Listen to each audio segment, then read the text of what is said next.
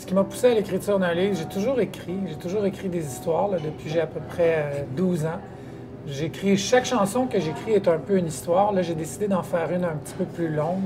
Puis je trouvais que de vouloir écrire un livre, c'était aussi une nouvelle façon de travailler un sujet qui était plus dur, puis d'essayer de le transformer en quelque chose d'ensoleillé et de beau. Puis j'ai toujours aimé dessiner, donc je trouvais que c'était un plus-value d'amener le côté dessinateur aussi au livre.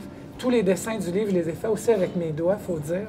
Donc c'est vraiment pour moi un peu dans le sens du livre, c'est une métaphore pour prendre quelque chose qui n'est pas toujours simple et de le rendre très simple, de prendre quelque chose d'aussi abstrait qu'une vitre embuée d'un salon, d'une cuisine ou d'un autobus, qui peut paraître pour bien des adultes un obstacle, qu'on a le goût de nettoyer avec un chiffon, mais qui pour un enfant peut être une grande opportunité, une toile sur laquelle on peut dessiner des arbres, des étoiles.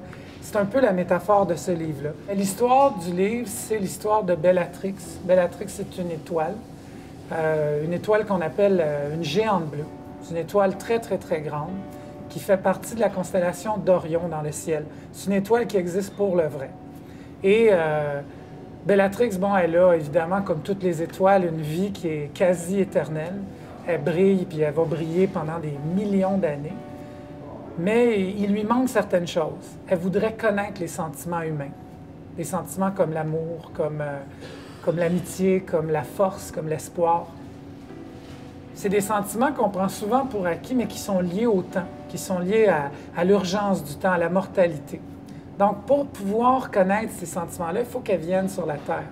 La seule façon qu'elle puisse venir sur la Terre, c'est si elle change en étoile filante et qu'un être humain, un terrestre, fasse le vœu à travers elle d'avoir un enfant. Faire la guerre à la mort, faire l'amour à la vie, et veiller sur ton cœur jour et nuit. Ce que je voulais faire, c'est de relativiser la définition qu'on a de la mort ou du temps. Nous, on décide que la mort, c'est la fin de la vie en tant que terrestre. Nous, on décide qu'une journée a 24 heures, qu'une année a 365 jours, mais c'est par rapport à notre perception de terrestre. Si on se place d'un autre point de vue, comme celui d'une étoile, tout à coup, le temps devient d'autre chose, la mort devient d'autre chose. Fait que c'est un peu une espèce de revanche momentanée que je veux prendre sur la mort. Puis c'est un peu pour ça que j'ai écrit ce livre-là.